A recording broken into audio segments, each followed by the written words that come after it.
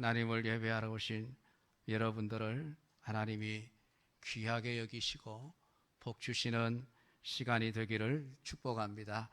오늘 말씀을 통해서 읽는 것이 복입니다 하는 이 성경의 진리를 제대로 깨닫고 그 말씀대로 살아갈 수 있는 우리 성도들이 되기를 축복합니다. 사람들은 자기의 소유를 어떻게든 지켜내려고 하죠. 아마 가진 것이 많으면 많을수록 자기 것을 지켜내기 위해서 더 많은 수단과 방법을 동원하게 되고 더 많은 돈을 쓰게 됩니다. 옛날에는 그냥 담장을 높이 쌓고 그것도 부족해서 담장 위에 철조망을 두른 집, 그것도 아니면은 담장 위에다가 깨어진 유리병 조각을 다 박아놓고 도둑이 함부로 담을 넘어오지 못하도록 했습니다. 그런 담장을 가진 집은 다 부잣들이죠. 가난한 사람들은 담조차 없는 집에서 그냥 마음 놓고 문 열어놓고 다니는 그런 삶을 살았습니다. 요즘은 첨단 방범 장치를 대신하고 있죠. 경비원을 두기도 하고 CCTV를 설치하기도 하고 또 혹은 방범 대행 업체에 맡겨서 우리 집을 지켜주시오라고 하고 있습니다. 사람들은 자기의 소유를 잃어버리면 잃는 것으로 자기에서 영원히 떠나버리는 줄 압니다. 그래서 할 수 있으면 빼앗기지 않겠다. 내가 내 손에 죽을 때까지 꽉 움켜쥐고 살겠다라고 하는 생각을 하게 되어집니다. 근데 성경은 우리에게 잃으라, 잃는 것이 복이다, 잃으면 없어지는 것이 아니라 결국은 더 많은 것을 얻게 된다라고 우리에게 말씀해 주고 있는 것입니다. 오늘 성경 본문에서 한 알의 밀이 땅에 떨어져 죽지 아니하면 한 알 그대로 있고 죽으면 많은 열매를 맺느니라. 마태복음 10장 39절에서 자기 목숨을 얻는 자는 잃을 것이요 나를 위하여 자기 목숨을 잃는 자는 얻으리라. 또 오늘 25절에서도 자기의 생명을 사랑하는 자는 잃어버릴 것이요 이 세상에서 자기의 생명을 미워하는 자는 영생하도록 보전하리라 라는 말씀을 하셨습니다. 어떻습니까, 여러분? 얻는 자는 잃는다, 잃는 자는 얻는다라고 하는 이 성경의 역설적인 진리를 여러분은 이해하고 있습니까? 아니, 이해하는 것으로 끝나지 않고 믿고 있습니까? 믿는 것으로 끝나지 않고 그 믿음대로 살아가고 계십니까? 오늘 예수님은 진짜 내 것을 만들기 위해서는 내 손아귀에 움켜쥐고 있어서는 결코 내 것이 될 수 없다고 말씀을 합니다. 진짜 얻고 싶으면은 지금 내가 가지고 있는 것을 버려라. 심지어는 생명까지도 버려라. 오늘 예수님은 우리에게 말씀합니다. 이런 말씀을 들으면은 아이고 목사님이나 그렇게 사시지요. 그럴지 모르겠습니다. 목사님 그렇게 살다가는 세상에서 거짓 신세 면하기 딱 어렵습니다. 그렇게 생각하실지도 모르겠습니다. 그런데 여러분, 하나님의 말씀이 진리라고 하는 것을 하나님은 창조하실 때부터 하나님이 창조하신 이 폐조 세계 안에 하나님의 말씀의 진리들이 실제라고 하는 것을 다 증거로 담아 놓으셨습니다. 신앙의 유무를 떠나서 믿음이 제일 좋은 사람들이 어떤 사람들일까요? 저는 농부들이라고 생각을 합니다. 물론 그들의 믿음은 하나님에 대한 믿음은 아니에요. 그들이 매년마다 농사를 짓고 있는 그 식물 그 자체에 대한 믿음이지요. 우리 교인들 가운데서도 조금씩 농사를 짓고 계시는 분들이 계십니다. 혹시 그렇게 농사를 지으시는 분들 중에 씨앗을 심을 때마다 이게 심으면 과연 날까 의심하고 불안해서 심지 못하고 씨앗을 손에 들고 벌벌벌벌 떨고 계시는 분이 계십니까? 아마 아무도 안 계실 겁니다.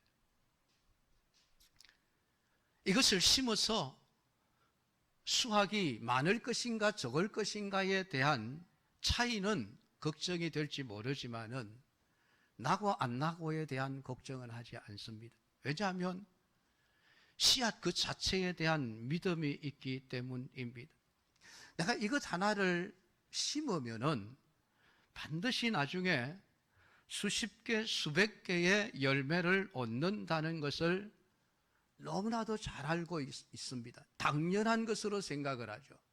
그렇기 때문에 봄이 되면 어김없이 밭을 갈고 씨앗을 심게 되어집니다. 그런데 식물들 중에 여러분, 하나를 심어서 하나의 열매를 맺는 것을 보신 적이 있습니까? 없습니다. 하나를 심으면 적어도 몇 개 이상, 많게는 수십 개, 수백 배의 열매를 거두게 하는 것이 식물입니다. 꽃도 마찬가지예요, 여러분. 꽃이 하나를 심으면은 그 꽃 하나만 끝나는 것이 아니죠. 꽃이 피고 나면 거기에 많은 씨앗들이 맺히게 되어집니다. 그래서 더 많은 꽃들을 얻게 되어지는 것이죠. 이게 하나님께서 우리에게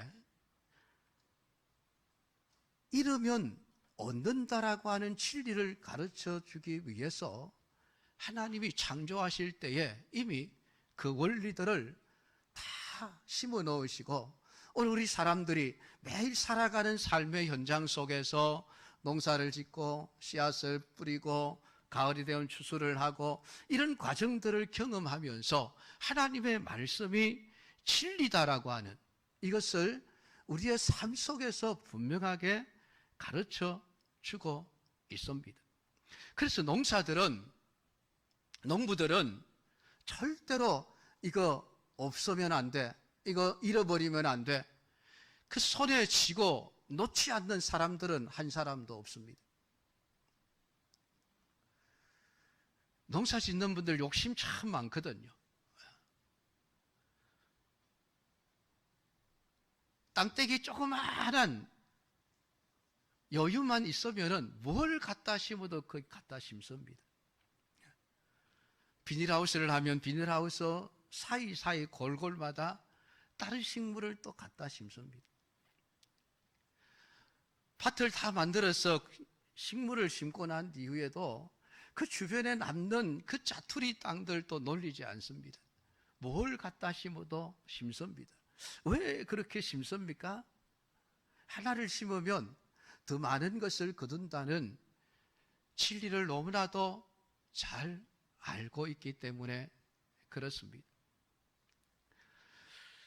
내가 진실로 진실로 너희에게 이르노니 한 알의 밀이 땅에 떨어져 죽지 아니하면 한 알 그대로 있고 죽으면 많은 열매를 맺느니라.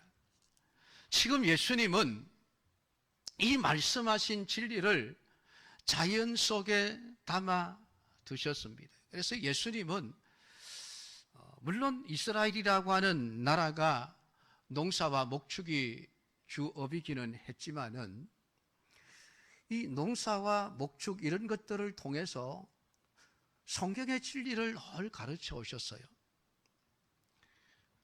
공중에 날아다니는 새를 보아라. 창고를 짓지도 않고 농사를 짓지도 않지만은 하나님이 그들을 먹여 살리지 않느냐. 들에 핀 백합화를 봐라. 수고도 아니하고 길쌈도 하지 않지만은 솔로몬이 만든 화려한 옷감에 옷보다도 훨씬 더 아름다운 옷을 하나님이 입혀주시지 않느냐. 포도나무와 가지의 비유, 겨자씨의 비유, 씨 뿌리는 비유, 악한 농부의 비유, 포도원 주인과 한 데나리온의 비유 등 농촌의 일을 가지고 성경의 진리를 설명한 것이 성경 속에 너무 많이 있습니다. 그래서 농사를 짓는 분들은 참 복 있는 사람들이에요. 왜냐하면 다른 사람들보다 훨씬 성경의 진리를 더 잘 이해할 수 있는 환경에 살고 있기 때문에 그렇습니다. 도시 아이들은 쌀이 어떻게 자라는지도 제대로 모르죠. 쌀이 나무에서 열리는 줄 알고 있습니다. 요즘도 그런 아이들이 있는지는 모르겠습니다만은 어쨌든 농사를 짓는 분들은 그 농사를 단순히 그냥 먹고 살 부승기를 얻기 위한 목적을 가지고 여러분 짓기보다는 그 농사 하나하나를 지으면서 여러분들이 그 길에 피어있는 꽃 한 송이, 정말 그 날아다니는 새 한 마리, 여러분이 심고 가꾸는 그 농작물들 하나하나를 보면서 성경의 진리들을 여러분 깨달으십시오. 그게 복이에요. 얼마나 귀한 복인지 모릅니다. 하나님이 참 많은 그런 오래를 깨달을 수 있는 귀한 환경들을 주셨거든요. 그러니까 여러분 복된 자들인 줄 생각하시고 그냥 농사는 먹고 살기 위해서 짓는 것 그 정도로만 생각하시지 말고 매년 농사를 지으면서 하나님이 심어 놓으신 그 성경의 진리들을 하나하나 깨닫게 되어지는 이런 영적인 은혜까지도 더 풍성하게 받는 성도들이 되기를 주님의 이름으로 축복합니다.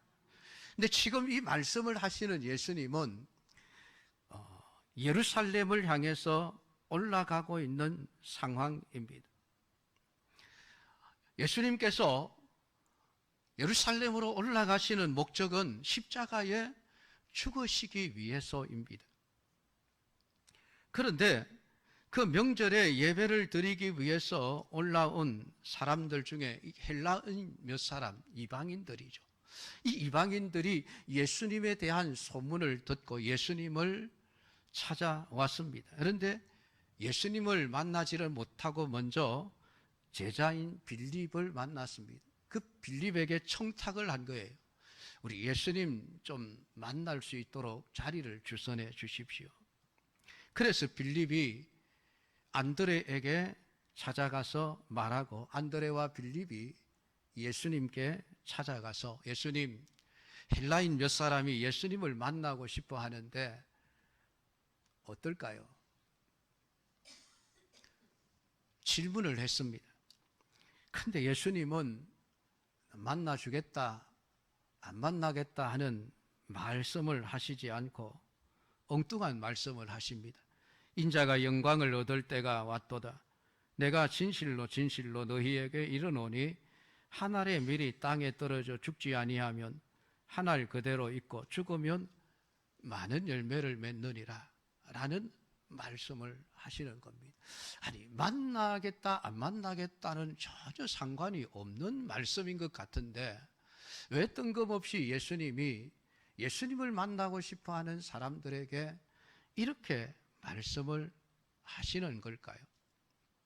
그냥 만나고 싶으면 만나자 하든지 지금 당장 만나자 하시든지 아니면 다음 날 날짜와 시간과 장소를 정해서 만나자 하시든지 만나기 싫으면 그냥 안 만나겠다고 해라 그렇게 하시든지 해야 하지 않습니까? 그런데 전혀 상관이 없는 듯한 말씀을 지금 하시는 겁니다. 이 말씀의 의미가 무엇일까요? 물론 직접적인 말씀은 아니지만은 감정적으로 만남을 거부하시는 말씀이기는 합니다. 왜냐하면 만날 필요가 없다는 것입니다. 왜 만날 필요가 없을까요?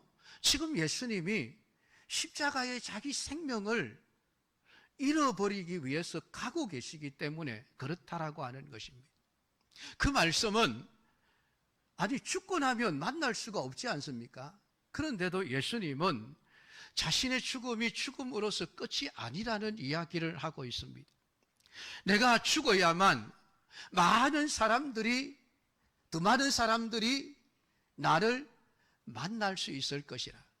그 얘기를 지금 비유해서 지금 말씀을 하시고 계시는 거예요.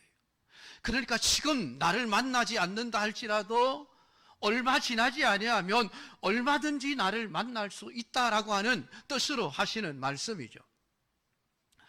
그것은 오늘 예수님께서 육체를 가지고 세상에 오신 그대로 계신다고 한다면은 사실 그 예수님을 만날 수 있는 사람들은 제한되어져 있습니다. 왜냐하면 육신은 언제나 시간과 공간의 제한을 가지고 있기 때문에 그렇습니다. 예루살렘에 예수님이 계시면은 예루살렘 안에 그 안에 있는 사람들은 예수님을 만날 기회가 많아지지만은 저 북쪽에 있는 갈릴리 지역에 있는 사람들은 예수님을 만나기가 쉽지가 않습니다. 예수님이 지금도 육신을 가지고 저 계신다고 한다면은 과연 한국 땅에 있는 우리가 예수님을 만날 기회가 있을까요? 아마 돈 있는 분들은 비행기를 타고 가서라도 얼마든지 예수님을 만날 수 있겠지만은 가난한 사람들은 예수님을 만날 기회를 얻을 수가 없을 것입니다. 그게 육신을 가지고 있는 한계죠. 오늘 예수님은 지금 그 이야기를 하고 계시는 것입니다. 지금 예수님이 육신을 가지고 계실 때에는 예수님의 그 12 제자들은 가장 가까이에서 예수님을 늘 만나고 대화하고 같이 음식도 먹고 교제를 나누기도 하지만은 좀 더 먼 사람들은 예수님을 만날 기회가 많지 않습니다. 예수님의 옷자락을 한번 만지는 것도 쉽지 않습니다. 삭개오처럼 예수님의 얼굴을 한번 보고 싶어도 쉽게 볼 수가 없는 거예요. 그래서 나무 위로 올라가서 예수님의 얼굴이라도 보고자 했던 것이죠. 그것은 예수님이 육신을 가지고 계시는 한 언제나 시간과 공간의 제한을 가지고 계시기 때문에 만날 수 있는 사람이 한정될 수밖에 없습니다. 그래서 예수님은 육신적인 만남이 아니라 영적인 만남을 통해서 누구든지 언제든지 어떤 장소에서든지 시간과 공간의 제한을 받지 않고 예수님을 만날 수 있는 길을 만들고 계시는 것입니다. 그게 십자가의 죽으심이라고 하는 것이죠. 정확한 비유는 아니지만 여러분들이 시청하고 있는 TV를 생각하시면 아마 쉬울 것입니다. 지금 탤런트 중에 누가 최고의 탤런트인지 잘 모르겠습니다만 어쨌든 아마 여러분들 나름대로 각자 좋아하는 탤런트들이 있을 것입니다. 근데 그분들은 다 주로 서울에서 살고 있죠. 서울과 서울 근교에서 살고 있습니다. 그분들을 직접 만나보려면은 우리가 서울로 가야 되죠. 방송국에 스튜디오 촬영장이나 아니면은 야외 촬영장을 찾아가야만 만날 수 있습니다. 그런데 우리는 직접적으로 그분들을 보지 않더라도 간접적으로 우리는 쉽게 볼 수 있습니다. 어디에서요? TV 화면 속에서입니다. 그것은 보이지 않는 전파라고 하는 것이 서울에 있는 그분의 영상을 우리에게 보여주기 때문에 그렇죠. 물론 적절한 비유가 될 수는 없을 것이지만은 오늘 예수 그리스도께서는 예루살렘에 있는 몇몇 사람들, 그 이스라엘 땅에 있는 유대인들 그 몇몇 사람들만을 만나고 싶어 하시는 것이 아니에요. 오늘 이 지구촌에 살고 있는 수십억의 인류들 가운데 하나님은 택하신 모든 사람들을 동시에 다 만나고 싶어 하시는 거예요. 그러기 위해서는 예수님의 육신을 가지고 계시는 한 될 수가 없는 것입니다. 그래서 비상한 방법을 사용하십니다. 그것이 성령을 통해서 이 지구상에 있는 모든 하나님의 백성들의 심령 속에 동시에 함께 계실 수 있게 하는 길이었습니다. 성령은 육체가 아닙니다. 그래서 시간과 공간의 제약을 받지 않습니다. 모든 사람들의 심령에 동시에 함께 할 수 있습니다. 여러분, 오늘 우리가 이 대한민국 땅에서 예수님을 한 번도 육체의 실물을 보지 못했지만 우리는 예수 그리스도를 나의 구주로 믿고 있습니다. 어떻게 이런 일이 가능해진 걸까요? 성령을 통해서 우리가 예수 그리스도를 만났기 때문에 그렇습니다. 오늘 헬라인 몇 사람들이 예수님을 만나고 싶어 했지만은 예수님이 그들을 만나주지 않았지만은, 물론 성경이 그 이후의 일을 말하고 있지 않습니다. 이 헬라인들이 진짜 성령을 통해서 예수님을 만났는지 만나지 않았는지는 우리가 알 수 없습니다만은, 오늘 예수님은 이 헬라인들이 하는 요구를 통해서 이 땅 위에 오늘 예수님께서 수많은 사람들을 만날 수 있는 길을 만드시고 계신다라고 하는 것을 우리에게 말씀을 해주고 있습니다. 그런데 그러기 위해서는 먼저 선행되어져야 할 일이 있습니다. 그것은 예수님이 자신을 잃어버리는 일입니다.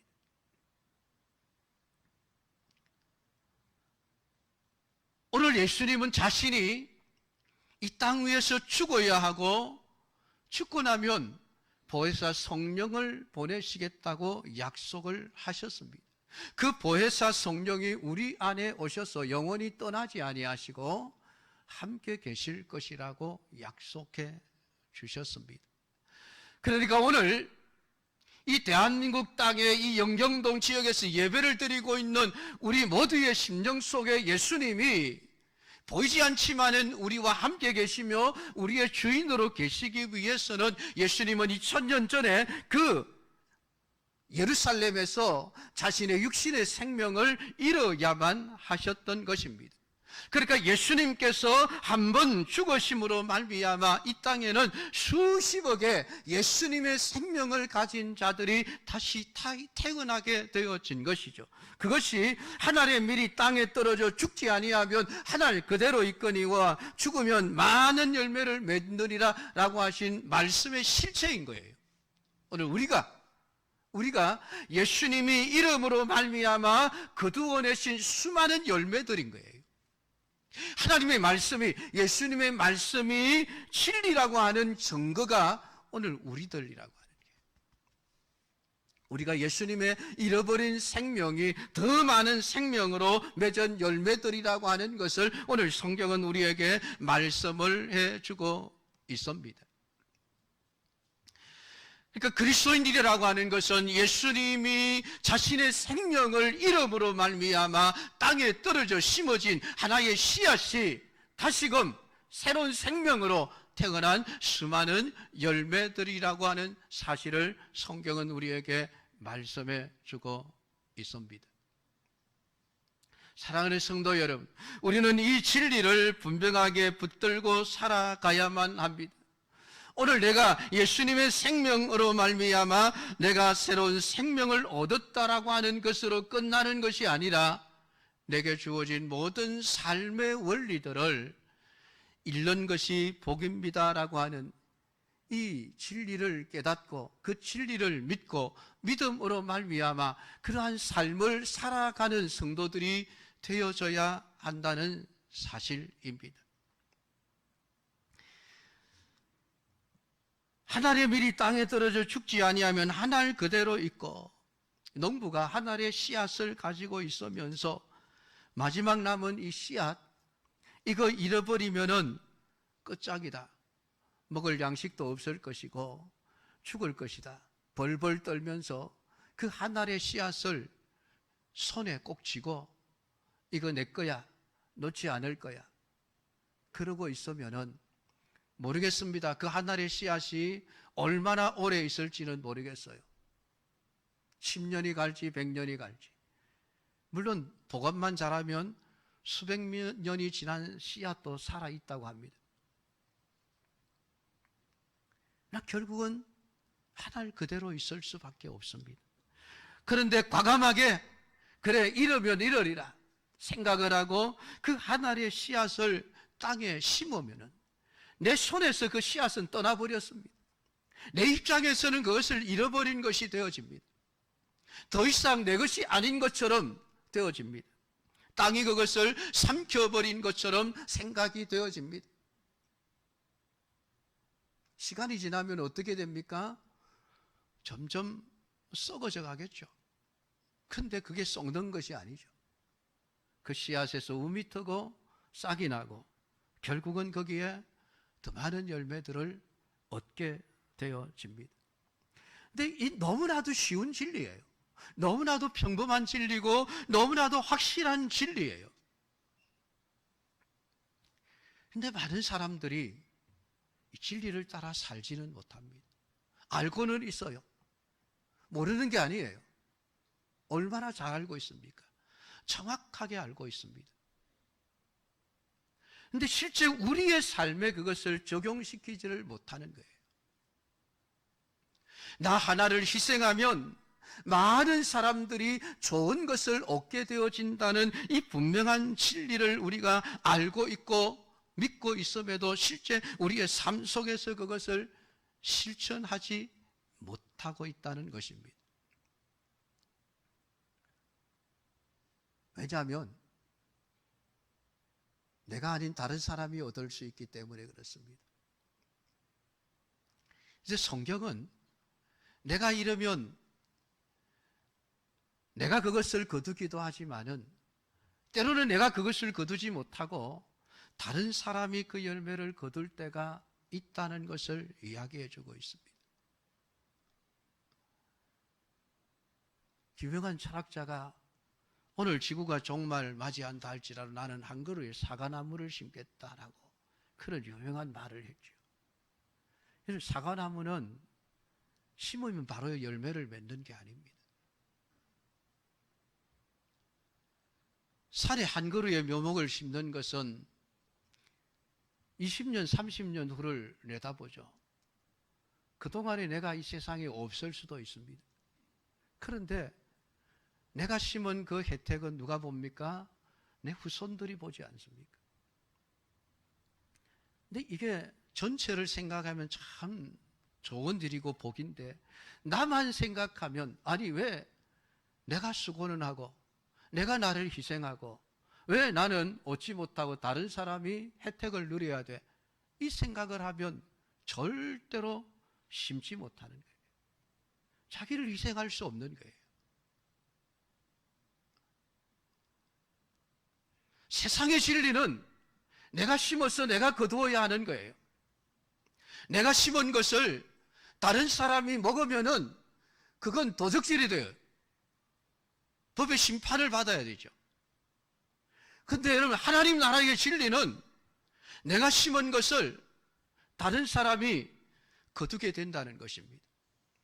물론 내가 심고 내가 거둘 때도 있지만은 내가 심었다고 해서 반드시 내가 거두게 되는 것은 아닐 수도 있다는 것입니다.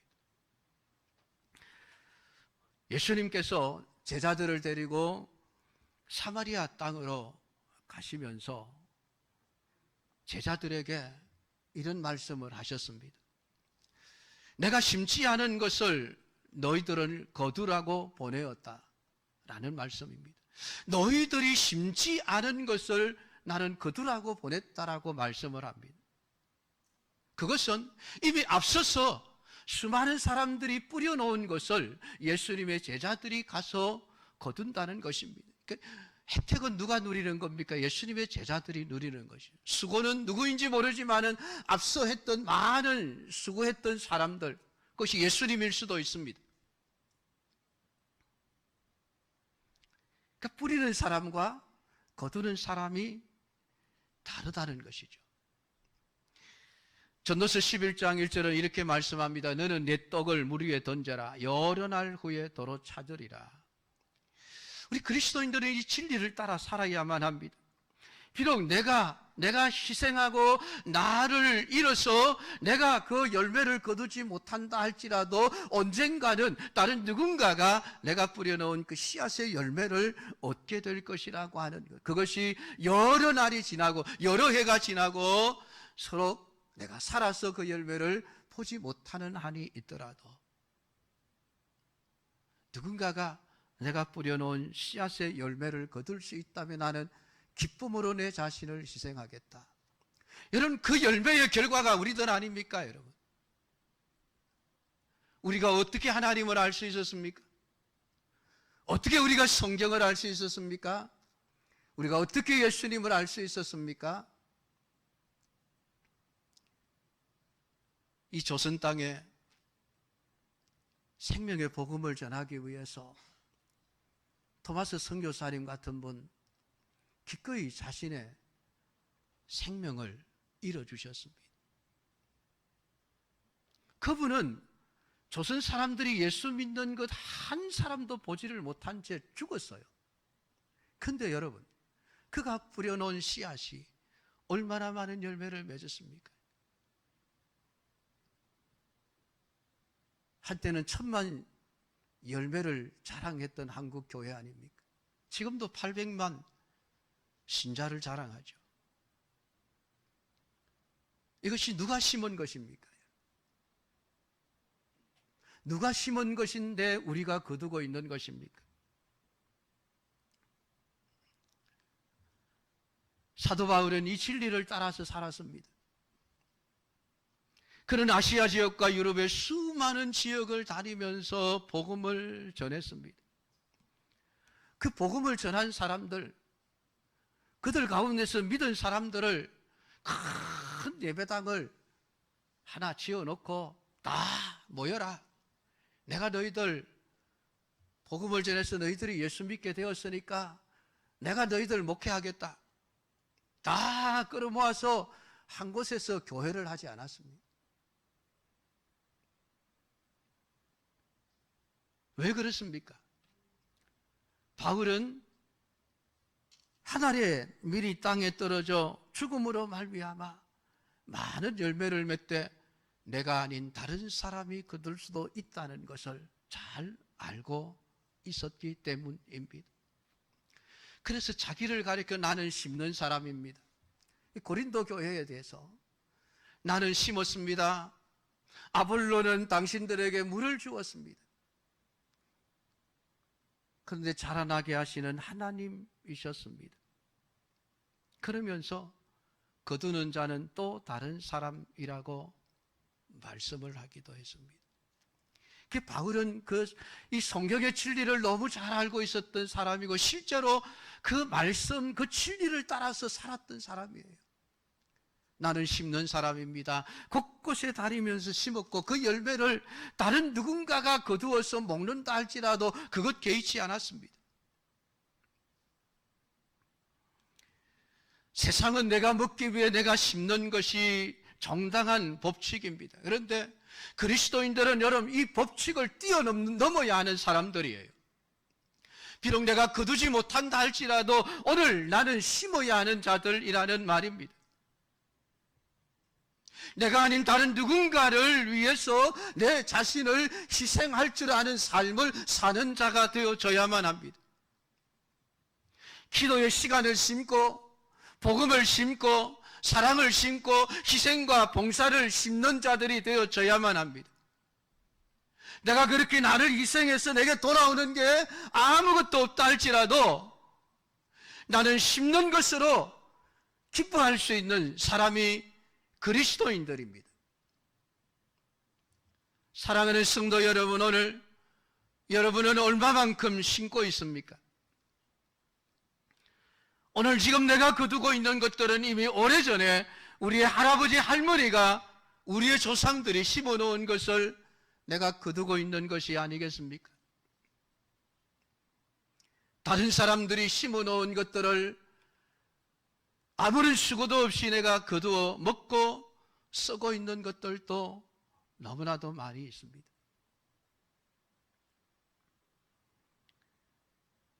그렇기 때문에 내가 심어서 거두지 못한다 할지라도 실망할 것도 없고 낙심할 것도 없습니다. 오늘 예수님은 자기 자신 한 사람을 희생해서 이 땅 위에 수십억의 하나님의 아들이라는 열매를 맺어낼 것을 바라보셨습니다. 그래서 자기의 희생을 마음 아파하지 않으셨습니다. 자기 생명을 아낌없이 내버리는 것을 아까워하지 않으셨습니다.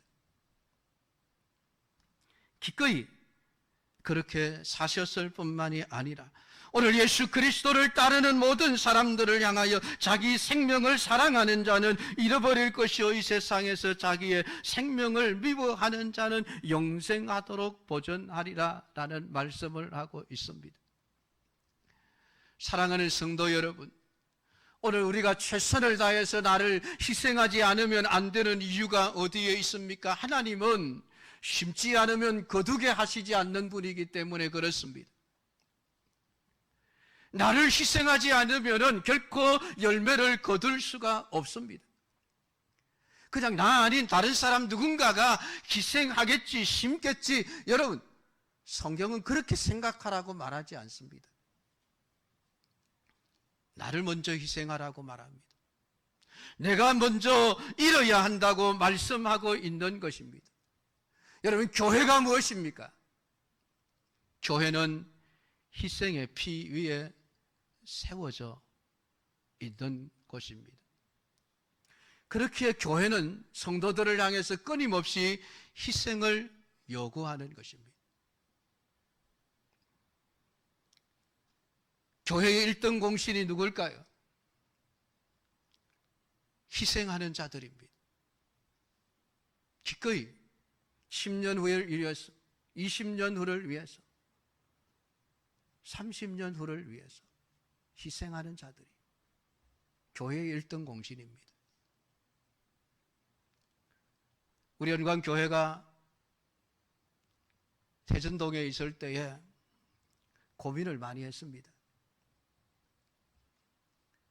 그냥 그곳에서 편안하게 힘들지 않게 저도 목회하면 되고 우리 장로님들, 권사님들, 우리 성도님들도 힘들지 않게 그냥 거기서 신앙생활을 했으면 됐습니다. 그런데 우리의 후대들을 생각하니,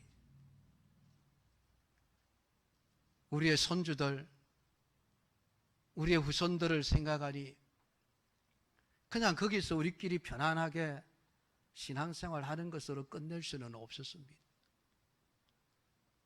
여러분, 예배당 짓는 일이 쉬웠습니까? 힘들었습니다. 얼마나 어려웠습니까? 우리 성도들 얼마나 많은 희생을 했습니까? 왜? 무엇 때문이겠습니까? 물론 우리가 좋은 시설에서 예배를 드리고 있지만은 우리를 위한 것이 아니에요. 이 지역에 들어와 살고 있는 2만 명의 영혼들 가운데 구원받지 못한 영혼들, 그들이 복음의 열매를 먹기 위해서 우리가 기꺼이 희생한 것이 아닙니까? 우리의 후손들이 좀 더 나은 환경 속에서 하나님을 예배하고 신앙생활을 하기 위해서 오늘 우리가 희생한 것이 아닙니까? 근데 이제 배가 부르면 되겠습니까? 이만큼 했으니까 됐다. 아니에요. 내가 이만큼 했으니까 이제는 내가 주인 노릇을 해야 되겠다? 아니에요. 성경은 우리에게 끊임없이 우리 희생을 요구하고 있습니다. 교회가 그러한 곳이기 때문에 그렇습니다. 부자 교회가 어떤 교회입니까? 돈이 많은 교회가 부자입니까? 아닙니다. 자기를 희생할 줄 아는 성도가 많은 교회가 부자 교회예요. 저는 우리 연광교회가 그런 교회가 되고 우리 교회 성도들이 그런 성도들이 되기를 기도하며 축복합니다. 하나님 나라에서 가장 부자는 어떤 사람들이겠습니까? 기꺼이 자신을 희생한 사람들입니다. 그래서 요한계시록을 보면 순교자들을 굉장히 귀하게 여기고 있는 것을 봅니다. 왜요? 자기의 모든 것을 희생해서 하나님 나라의 풍성한 열매를 거두게 한 사람들이기 때문에 그렇습니다. 자기들이 누린 것은 없어요. 그래서 순교자들이 귀한 거예요. 하나님이 그들을 귀하게 여기시는 것은 하나님 나라를 위해서 기꺼이 자신들을 희생할 줄 아는 삶을 산 자들이기 때문에 그렇습니다. 좀 심하게 말을 하면 자기를 희생할 줄 아는 사람은 예수님을 잘 모르는 사람이에요. 예수님이 자기 생명을 버려 오늘 내가 예수님을 알고 예수님을 믿고 내가 그 열매가 되어서 지금 모든 천국의 혜택을 누리고 있다는 사실을 모르는 사람입니다. 그래서 희생을 하지 않는 거예요. 사랑하는 성도 여러분, 오늘 성경은 우리에게 분명하게 말씀하고 있습니다. 하늘의 밀이 땅에 떨어져 죽지 않으면 하늘 그대로 있다. 어쩌면 나는 편안하게 살아있을 수 있습니다. 그러나 하나님이 원하시는 열매는 얻을 수가 없습니다. 오늘 이 말씀을 여러분들이 묵상하면서 내 남은 모든 삶을 통해서 기꺼이 하늘의 밀이 되겠습니다. 내가 비록 살아있는 동안에 그 열매를 거두지 못한다 할지라도 내 다음 세대들이 또 누군가가 내가 심어놓은 이 희생의 열매를 거둘 수 있다면 기쁨으로 내 자신을 희생하겠습니다. 오늘 자기 자신을 심을 줄 아는 우리 믿음의 사람들이 되기를 축복합니다. 기도하겠습니다.